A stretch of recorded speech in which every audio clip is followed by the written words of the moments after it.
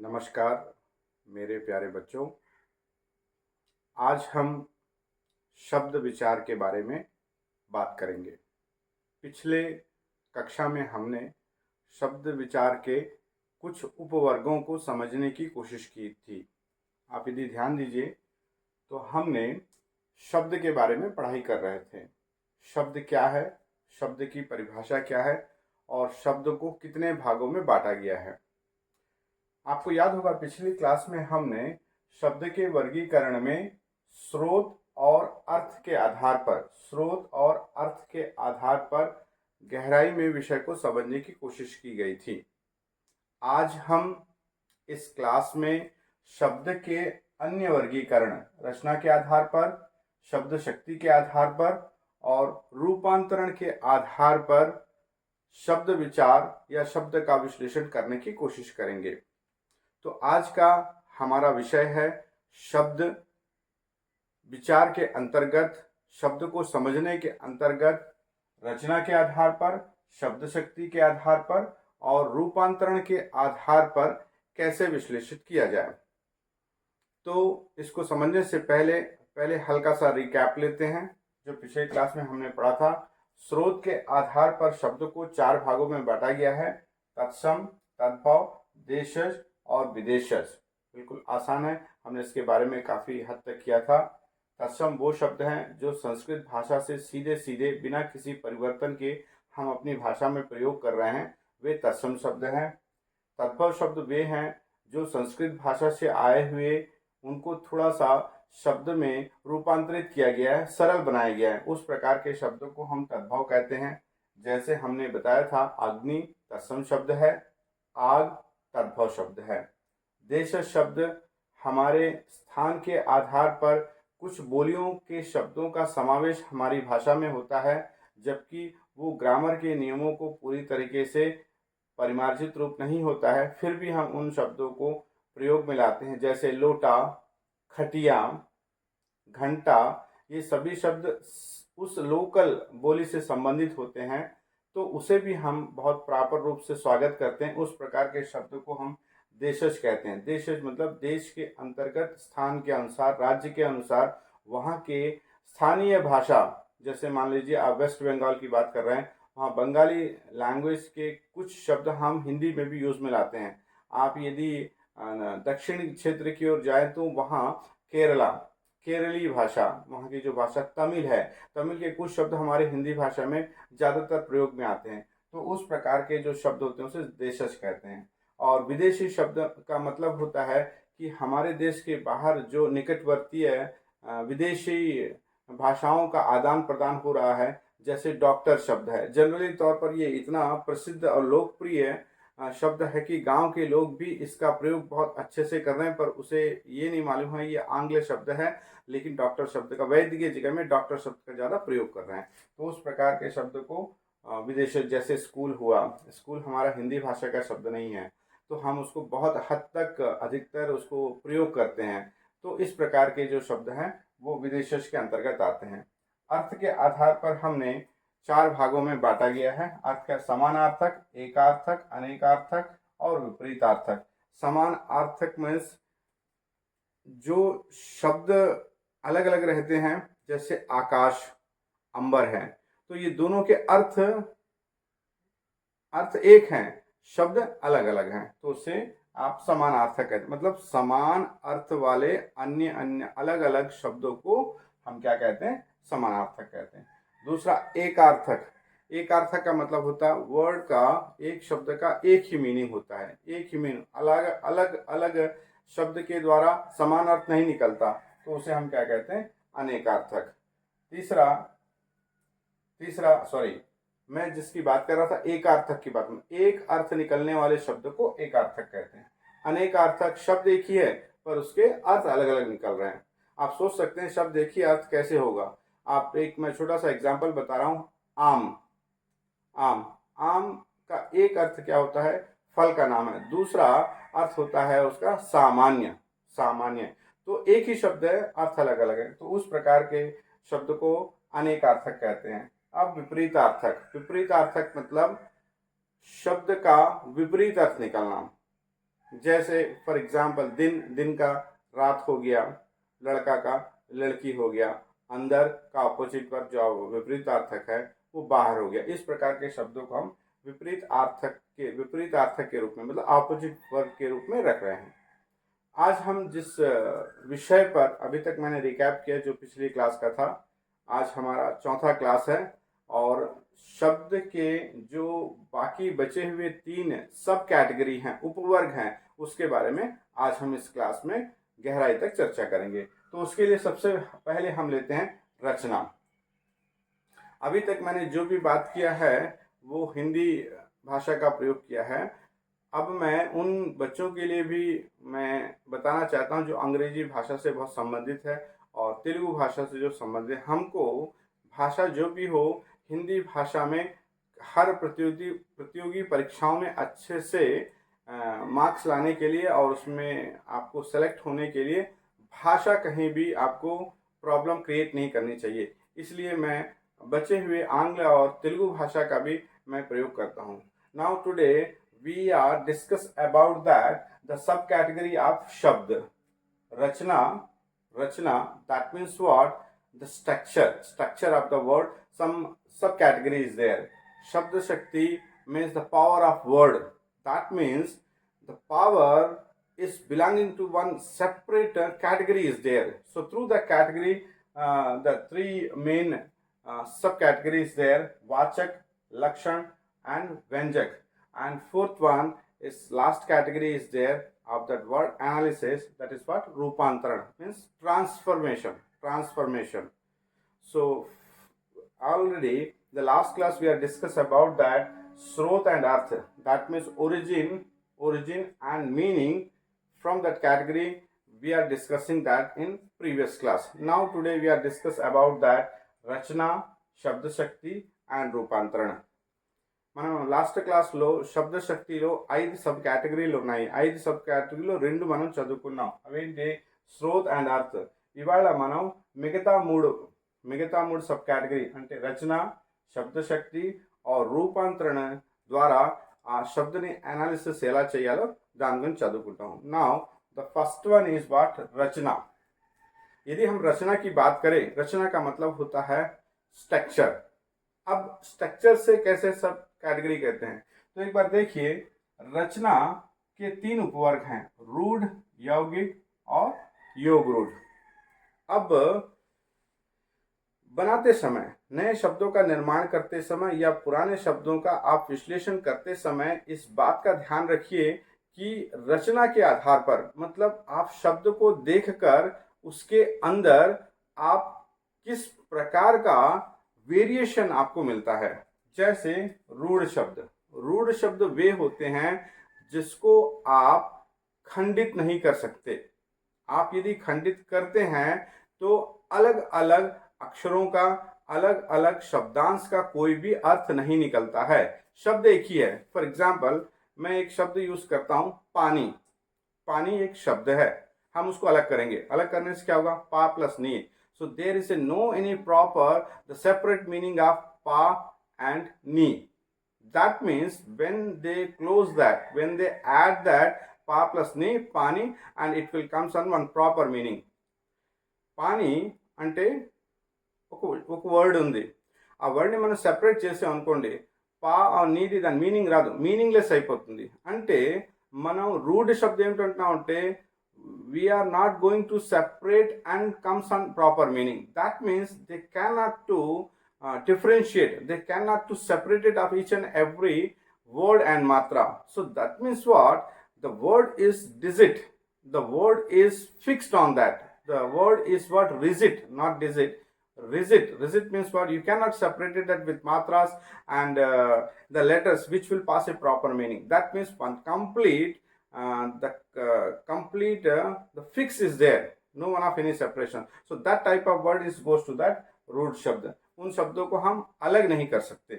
जैसे पाठ, पा प्लस था, पाठ. So not any separate meanings of pa and not any separate meaning of tha. So part, when the joint of the part, it will comes on that one proper meaning. तो वैसे शब्द जिसको हम अलग करके अर्थ प्राप्त नहीं कर सकते, उन प्रकार के शब्द को हम రూడ్ శబ్ద बोलते हैं. తెలుగులో విషయం ఏంటంటే ఏదైనా వర్డ్ ఉందనుకో దాన్ని సెపరేట్ చేయలేం, దాన్ని విరిచాం అనుకోండి దాని ప్రాపర్ మీనింగ్ రాదు, అంటే అవి రెండు కలిస్తేనే ప్రాపర్ మీనింగ్ వస్తుంది. అలాంటి వర్డ్ని మనం ఏమిటంటాం, రూడ్ అంటాం. నా సెకండ్ వన్ ఇస్ యౌగిక్. व्हाट इज द यौगिक शब्द? वे शब्द जिसको सेपरेट करने पर, अलग अलग करने पर भी मीनिंग आए, जिसको अलग अलग करने पर भी, मतलब सेपरेट करने पर भी उसका एक विशेष अर्थ निकलता हो, उस प्रकार के शब्दों को हम यौगिक शब्द कहते हैं. For example, we are creating that one word, one पाठशाला. पाठशाला, one word is there. So you observe that if you have to separate that part plus shala, part means one specific meaning is there, that is lesson. Shala means another one meaning is there. It is some space is there where they will reading section is going on, the lecture is going on in Pathshala. So that means when you go into the separate part, one meaning is there, shala is meaning there. That type of word which will belonging to that yogic shabda. అంటే ఇక్కడ ఏంటి అర్థం అయిందంటే కొన్ని శబ్దాలు ఉన్నాయి, ఆ శబ్దాలను మనం సెపరేట్ చేస్తే ప్రాపర్ మీనింగ్ వస్తుంది. రూడ్ శబ్దలో సెపరేట్ చేసినప్పుడు ఏ మీనింగ్ రాదు, that is a meaningless word. But when you comes on that యౌగిక్ శబ్ద్, ఆ యౌగిక్ శబ్దని సెపరేట్ చేసినప్పుడు కూడా కొన్ని మీనింగ్స్ బయటకు వస్తాయి. Some specific word is there, they are not going to that meaningless word. So one word will came out, that proper meaning is there. So that type of word is belonging to that yogic shabd. Now third one is yog root. Yog root means is a combination of root plus yogic. Hindi में यदि आप समझने की कोशिश करेंगे तो रूढ़ शब्द मतलब जिसको हम अलग नहीं कर सकते, अलग करने से वो निरर्थक वर्ड आते हैं, उसे हम रूढ़ शब्द कहते हैं. यौगिक शब्द वे शब्द हैं जिसको अलग करने से भी आपका अर्थ निकलता है, वो निरर्थक शब्द नहीं होते हैं, तो उस प्रकार के शब्दों को अपन यौगिक शब्द कहते हैं. द थर्ड वन योग रूढ़, मतलब रूढ़ प्लस यौगिक, मतलब उसको सेपरेट करने से मीनिंगलेस वर्ड आता है. यदि आप उसको सेपरेट करेंगे, मीनिंग दोनों प्रकार के मिश्रण जिसमें रूढ़ भी हो यौगिक भी हो, दोनों को मिलाकर हमने क्या बनाया है, रूढ़ शब्द बनाया है. तो कुछ इस प्रकार के शब्द होते हैं, जैसे मैंने अभी बताया पाठशाला, और दूसरी बात है कुछ और, जैसे विद्यालय, विद्या प्लस आलय विद्यालय, तो उसको अलग करने से भी अर्थ आता है, और अलग नहीं करने से भी तो एक प्रॉपर मीनिंग आएगा ही. इसका मतलब आपको समझना ये है कि संरचना के आधार पर शब्द बनाते समय यदि उसको अलग करने से मीनिंग ना आए तो उसे रूट कहते हैं, यदि अलग करने से भी प्रॉपर मीनिंग आता है तो उसे यौगिक कहते हैं. और कुछ ऐसे शब्द होते हैं उसके मीनिंग भी निकलते हैं, सेपरेट करने पे भी निकलते हैं, सेपरेट ना करने पे मीनिंग निकलते हैं, तो उस प्रकार के कॉम्बिनेशन को आप क्या कहते हैं, योग रूट कहते हैं. हम जो भी अभी परीक्षा के लिए तैयारी कर रहे हैं उसमें हमको गहराई पर जब हम जाते हैं तो हमको पहले ये पता होना चाहिए कि रूढ़ शब्द क्या है, यौगिक शब्द क्या है, और रूढ़ योग रूढ़ शब्द क्या है. तो इसके अर्थ के हिसाब से, मतलब आप रचना के हिसाब देखकर आप पहचान सकते हैं कि ये शब्द किसके अंतर्गत आता है. जैसे मैं एक कभी शब्द लेता हूँ, कोई एक छोटा सा शब्द काम मतलब है. अब ये सोचना है कि काम किससे संबंधित है, किसके अंदर रूट क्या आता है, यौगिक में आता है, योग रूट में आता है. तो सबसे पहले का को सेपरेट करने से मीनिंगलेस है, मीनिंग नहीं आता, इसलिए उसे रूट में रखा जाएगा. तो दूसरा शब्द हम बनाते हैं और उसको सेपरेट करते हैं. जैसे अभी मैंने बताया था विद्यालय, विद्या प्लस आलय विद्यालय, विद्या का एक विशेष अर्थ है, आलय का एक विशेष अर्थ है, तो उस प्रकार के शब्द को यौगिक शब्द कहते हैं. और रूढ़ यौगिक में दोनों का काम, कुछ वर्ड होते हैं सेपरेट करने से भी आते हैं, कुछ सेपरेट ना करने से भी उसको प्रॉपर मीनिंग आता है. तो इस प्रकार से हम रचना के आधार पर 3 रूढ़ यौगिक और योग रूढ़ बनाते हैं. आने वाले कुछ क्लासों में मैं अभी तक जितने भी क्लासेस हमारे स्वर के हुए हैं, व्यंजन के हुए हैं, और आज हम पिछले क्लास में शब्द के विचार के बारे में पढ़ रहे थे, आज भी बचे हुए शब्द विचार के बारे में बात कर रहे हैं. ये सभी के मैंने विकल्प रूपी प्रश्न बनाए गए हैं. अभी हम केवल उसके डेप्थ में पढ़ाई कर रहे हैं. लेकिन ये सफिशिएंट नहीं है, ये नॉलेज है। इसके लेने के बाद में आप प्रश्न पत्र मैं के बारे में डिस्कस करूंगा, जो स्वर से रिलेटेड है, व्यंजन से रिलेटेड है और शब्द से रिलेटेड है। सबसे पहले हम डेप्थ में पढ़ने के बाद में फिर हम मल्टीपल चॉइस के द्वारा वैकल्पिक जो भी प्रश्न तैयार होते हैं, जो प्रतियोगी परीक्षाओं में ज़्यादातर पूछे जाते हैं, ज़्यादातर नहीं 100% आजकल वही पैटर्न यूज़ किया जा रहा है।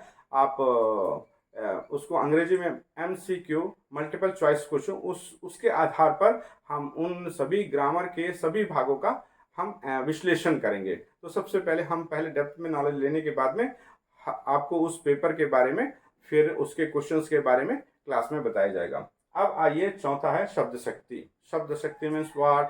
The power of word. when you going to that the word analysis, so it is the main the part of that analytically in the power of word। मतलब शब्द की एक विशेष प्रकार का अर्थ, विशेष प्रकार का एक शक्ति होती है, जिसके द्वारा आप वाक्य में उसका उपस्थिति इतनी स्ट्रांग बनती है। तो स्ट्रांग बनने के कारण क्या है? सबसे पहले वो शक्ति क्या है उसके बारे में हम डिस्कस करें। మనం ఇప్పుడు శబ్ద శక్తి గురించి మాట్లాడుతాం అంటే, మనం మాట్లాడుతున్నప్పుడు కొన్ని వర్డ్స్ ఒక టైప్ ఆఫ్ దానికి దాని ఇంపార్టెన్స్ దొరుకుతుంది then one type of the meaning you have to comes on that word is there only, but related to that the power will change and they will give that complete commanding of that sentence lo avutundi। దాని గురించి we are discussing that शब्द शक्ति। तो शब्द शक्ति के उपवर्ग हैं, फर्स्ट ऑफ ऑल वाचक, सेकंड वन लक्षक and third one व्यंजक। so చూడండి, ఇక్కడ మన ఫస్ట్ ది వాచక్। please the children, we are discussing about that word analysis through that shabda shakti। so here one vachak is there, two names is there, one vachak and second one abhida। what is that? Abhida, both are vachak and abhida, both are same। in that some grammar book they will use abhida, in old book they will use that vachak shabd, but both are same। so first of all shabda shakti, the category of vachak, lakshak and व्यंजक। so I will explain that। first of all वाचक।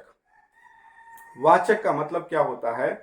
वाक्य को पढ़ते समय शब्द का जो सामान्य अर्थ निकलता है, ध्यान से सुनिए, वाक्य को पढ़ते समय या शब्द को पढ़ते समय उसका जब सामान्य अर्थ सरल भाषा में हमें समझ में आ जाता है, that particular word is goes to वाचक और अभिधा कहते हैं।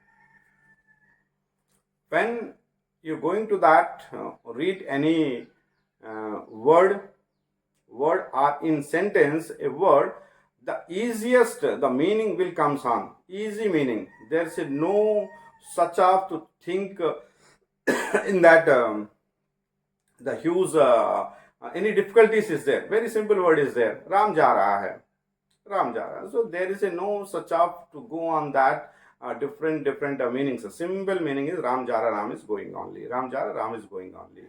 that means whenever you going to that read that any word and you have to got the proper meaning in easy way, so that particular the power of that word is vachak or shabda shakti।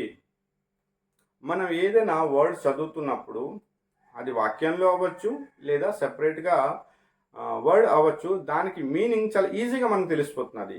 There is no any of the clarification of that in sentence, చాలా దానిలో డెప్త్కి వెళ్ళిపోయి ఇంకేంటి అవుతుంది, దీనికి ఇలా meaning అవదు, ప్రాపర్గా ఈజీగా ఒక లైన్ రాస్తుంది, సీత పాట పాడుతున్నది, సీత నృత్యం చేస్తున్నది, రామ్ చదువుకుంటున్నాడు, దానిలో ఎక్కువ ఆలోచించి కాదు, చదువుతున్నాడు అండు, స్కూల్కి వెళ్తున్నాడు, రామ్ స్కూల్కి వెళ్తున్నాడు, very clear that there is no one of any complex and compound words is there, ఈజీగా మీనింగ్ తెలిసే పదాలందరినీ the power of the word ఏంటంటామంటే వాచక్ లేదా రెండో పదం అభిధా ఉంది।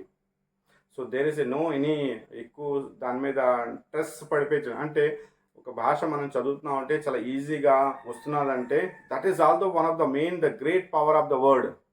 జనరల్గా రైటర్స్ రాస్తున్నప్పుడు కావ్యాలు రాస్తున్నప్పుడు చాలా మీనింగ్ మనకి వెతుక్కోవాలి. There is not got that easy meaning. So that is different thing. That is a powerful, దాని specific meaning is there. But suppose the word will frequently they will give the answer. The word will frequently you got that meaning. So that means that is the power of that vachak or abhida. Now second one, lakshak. What is that? Lakshak. Lakshak means what? Lakshana. There's another one name is what? Lakshaka, Lakshana. That means what? మనం చదువుతున్నప్పుడు ఆ word మనకి స్పెసిఫిక్గా ఒక different meaning దారిలో మనం తీసుకెళ్తుంది. Clear? Understand? ఎలాగంటే వర్డ్ చదువుతున్నప్పుడు కన్ఫ్యూజన్గా ఉంటుంది. ఫర్ ఎగ్జాంపుల్, గంగా गंगा पर बहुत सारी नावें हैं. गंगा का बहुत सारी नावें हैं. गंगा पर क्वेश्चन बनेंगे. चलो असम गंगा पर बहुत सारी नावें हैं. गंगा पर नौका है. Generally the meaning is what? Ganga के तट पर, गंगा में, गंगा नदी में, and so many of different thinking levels is going on.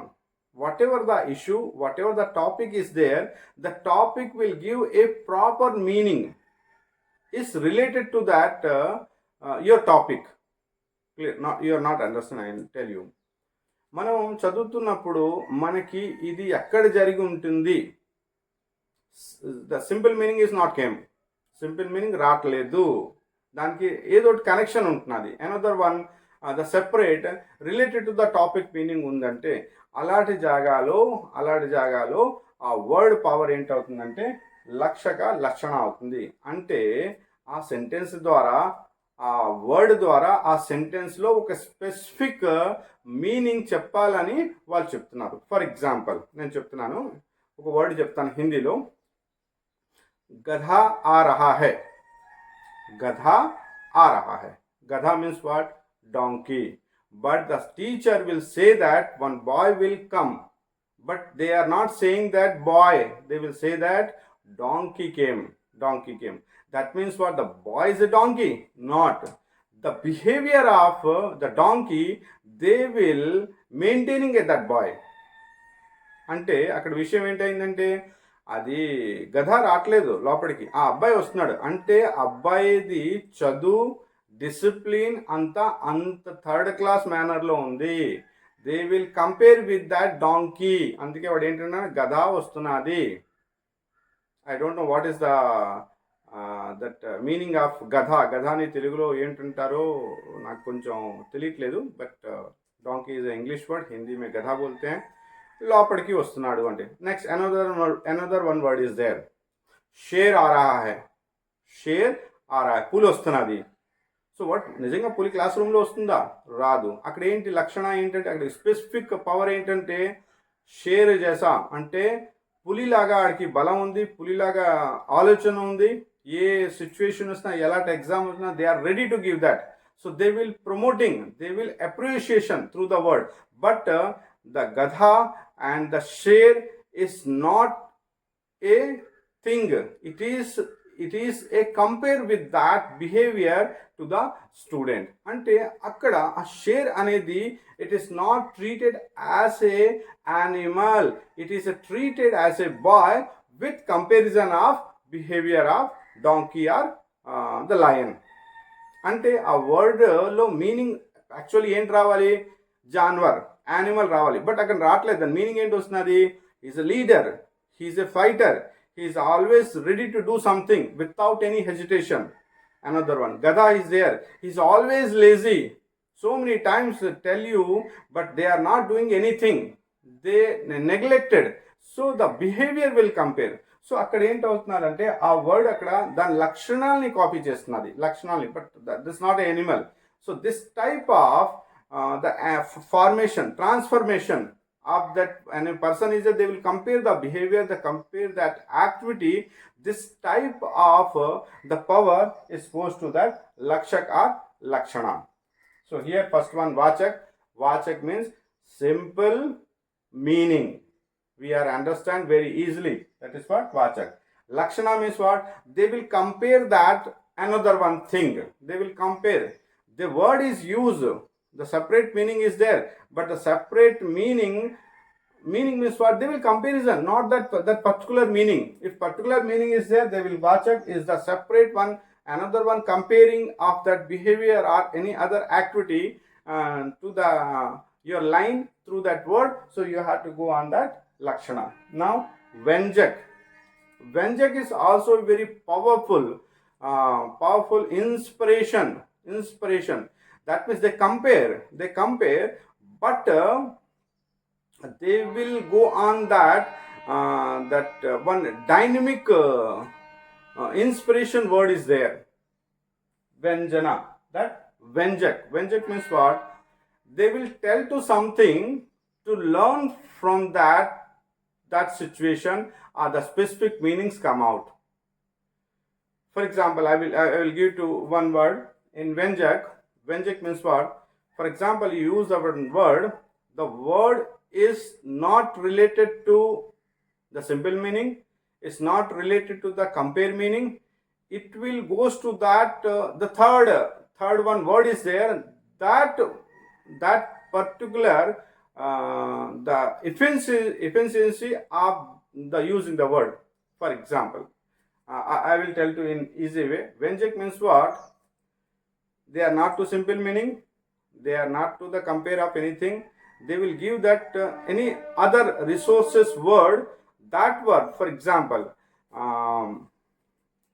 10 सिरों का समूह, Dashanan. So whenever used to going on that this type of in 10 सिरों का, that means 10 heads is there. So you have to go to directly Ravana. Ravana is there. Ravana is having a 10 seat. So this type another one कीचड़ में रहने वाला. That means the Kamal. So they will compare that any other third word, and they will going to that particular meaning. అంటే అక్కడ మనం ఏం తెలుస్తున్నారంటే 10 తలలు ఉండేవాడు అంటే రావణాసుడు అంటే they will compare that here not to related to the simple meaning, not related to the specific meaning. They will give the specific third word meaning. That is goes to that వ్యంజక్. అంటే బురదలో ఉండేవాడు అంటే బురద గురించి మాట్లాడట్లేదు, దాని ఉండేవాడు మాట్లాడట్లేదు. They will comes on that one lotus the meaning is there. మీకు అర్థం అవుతుందా? అంటే వర్డ్లోని ఒక డైరెక్ట్ మీనింగ్ రాకుండా they are not comparing to any other. They will give to that the importance of third one. So third వన్ని మనం focus చేస్తున్నప్పుడు अदें चेस्तु व्यंजना, दैट मीन्स व्यंजक रूप में आपके सामने आती है, उस वर्ड का मीनिंग निकलता है, तो उस प्रकार के शब्दों को हम क्या कहते हैं? व्यंजक कहते हैं. It's very clear that no one of any doubt is there whenever you going to that the multiple choice question, so many of examples is there, so you have to understand very easily. మన model paper చేస్తున్నప్పుడు మన క్లాసుల్లో ఇప్పటిదాకా ఏంటేంటి జరిగాయో, స్వరం జరిగింది, వ్యంజన జరిగింది, శబ్ద గురించి చదువుకుందాం. దీనికి మోడల్ పేపర్ నేను డిజైన్ చేశాను. ఆ మోడల్ పేపర్లో మీకు ఎక్స్ప్లెయిన్ చేస్తాను each and every word. Then it is very easy to connect that my concept. Now comes on that last one रूपांतरण.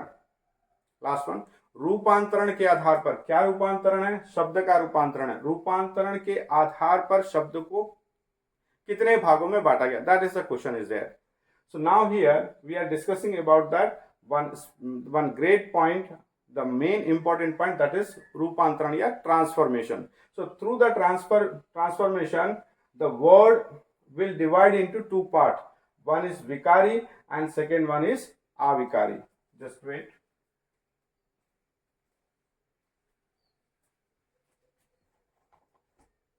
Vikari and avikari.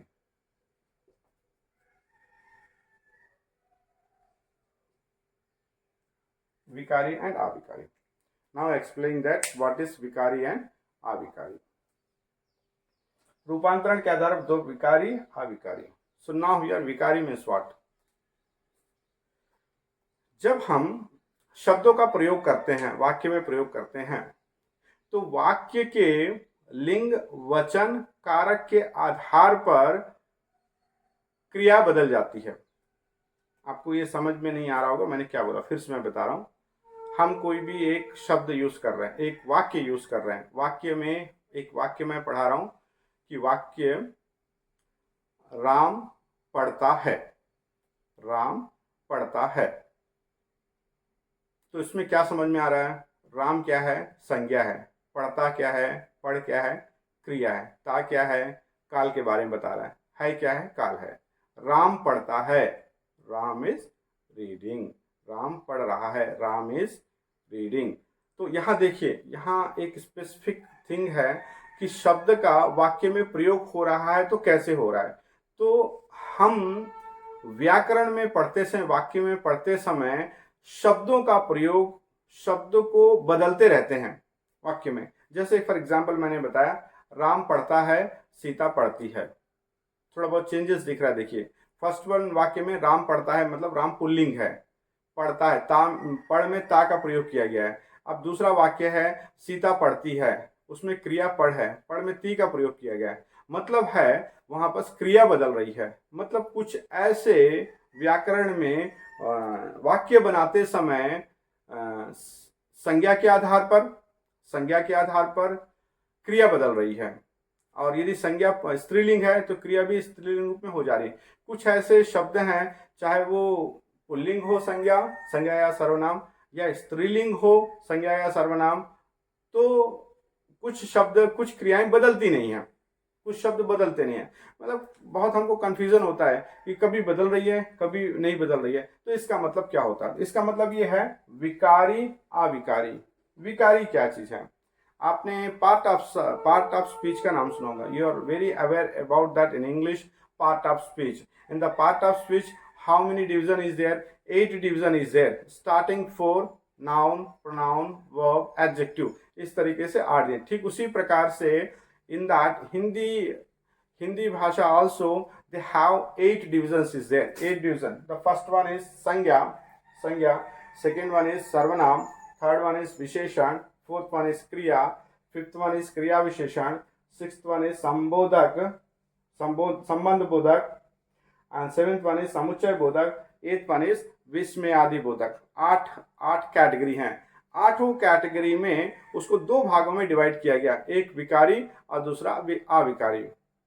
మనం పార్ట్ ఆఫ్ స్పీచ్ చదువుతున్నప్పుడు మనకి మొత్తంగా 8 డివిజన్స్ ఉంటాయి। ఈ 8 డివిజన్స్ స్టార్టింగ్ 4 ఏంటంటే సంజ్ఞ, సర్వనాం, విశేషణ, క్రియ, ఇవి వాక్యంలో మారుతూ ఉంటాయి। ఎలా మారుతూ ఉంటాయి? I will give that, explain that each and every sentence on the board. So first of all మారుతాయి అంటే వర్డ్స్ లో యూజ్ చేస్తున్నప్పుడు ఆ పదాలలోని చేంజెస్ ఉంటాయి। Changes, the changes word, that means what? వికారి। వికారం అంటే చేంజెస్, ఆ వర్డ్ లో, ఆ సెంటెన్స్, ఆ వర్డ్ సెంటెన్స్ లో వాడుతున్నప్పుడు క్రియ మారుతూ ఉంటుంది, క్రియ మారుతూ క్రియలో చేంజెస్ అవుతూ ఉంటాయి। చేంజెస్ అయి ఆ శబ్దాలని మనం వికారి అంటాం। ఆ వికారి కొన్ని పదాలు ఉంటాయి। ఏ పదాలు? క్రియా విశేషణ, సంబంధ బోధక్, సముచ్చయ బోధక్, విస్మయాది బోధక్। ఇవి 4 మారవు, ఇవి 4 మారవు। మారవు అంటే ఏంటి? They are not to changes with that the pulling or striling or the karak, they are not changing anything. So that particular word is goes to that avikari.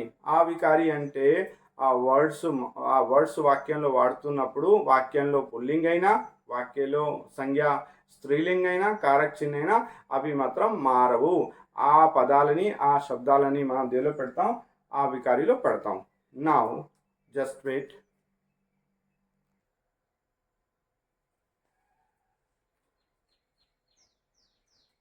अभी तक हम लोग पढ़ रहे थे विकारी और अविकारी शब्द। Now we are discussing with that vikari and avikari. Vikari means changes in that, some grammatical changes in that sentence through the word. So that particular word is goes to that vikari. Some words is there, some words is there will be not changing through that grammatical transformation, not changes. That particular words goes to that avikari.